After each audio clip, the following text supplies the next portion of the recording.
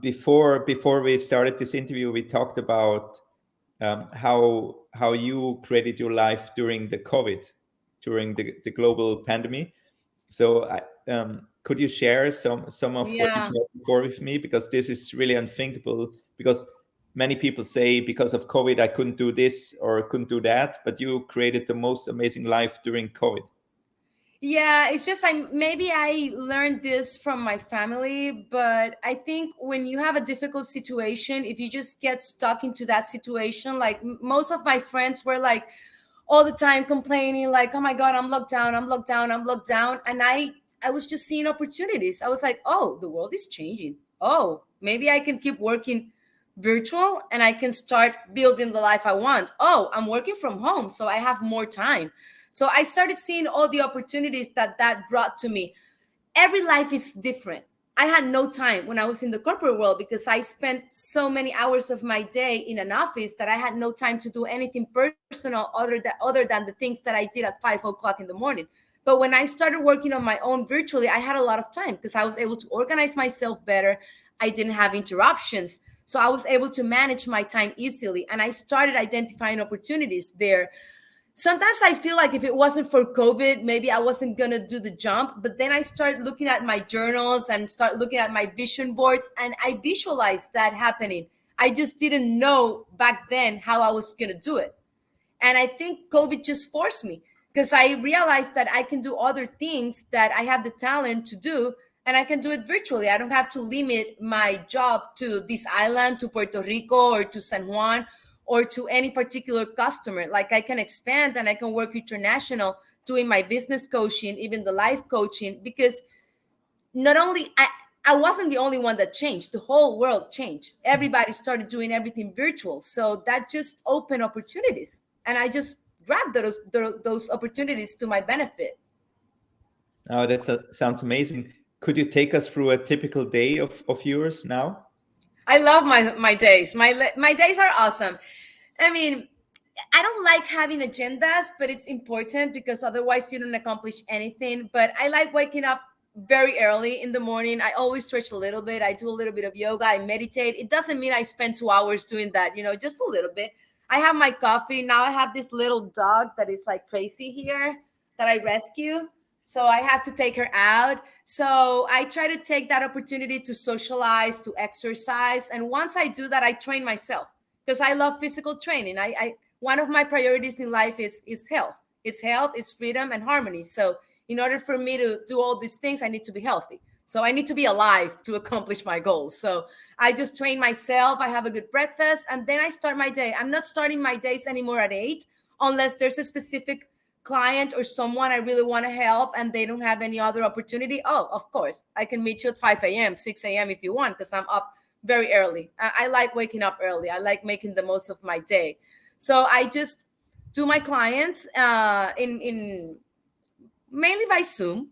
I do my clients by Zoom, and then I always dedicate some time to other business or other things I want to do personally. And if I want to do any certification, I just try to do that. And then I have a very chilling afternoon. I take my dog out again. I surf a lot, so either I surf early in the morning. It all depends on the waves, and I just accommodate my work to my life.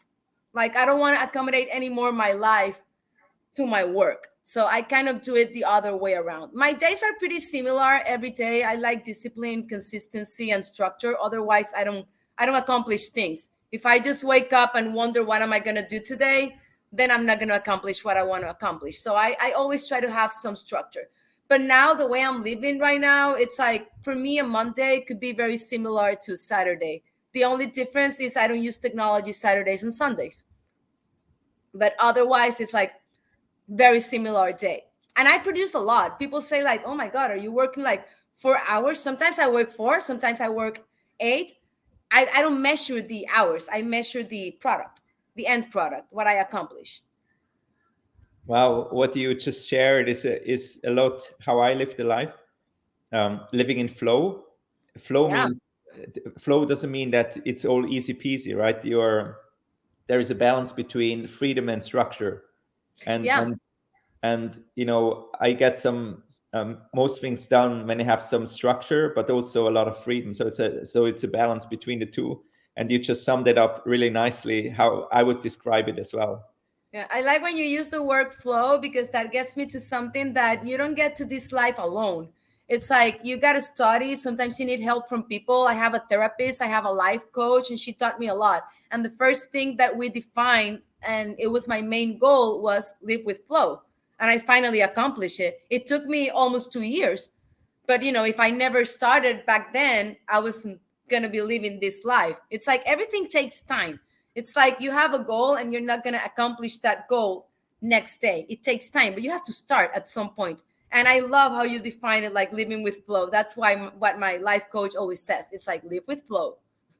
I think you, before in the conversation, you mentioned this song by Michael Franti, Yeah, and you said the title is Think Big, Start Small. yeah, And I think this is really all about. And when I talk about flow, about structure and balance, is a river doesn't flow if there is no river bed, right? So if there is no bed, the river will just go, in whatever direction.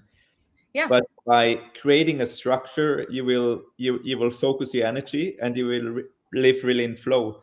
And flow doesn't mean it's all easy, right? So you have you have you have to deal with legal stuff, with separation or divorce, or with you have to pay bills. So yeah, you need to take decisions, right? When you reach a point where you feel like the flow stops, then you have to take a decision, and then it actually creates more flow, even going through difficult situations.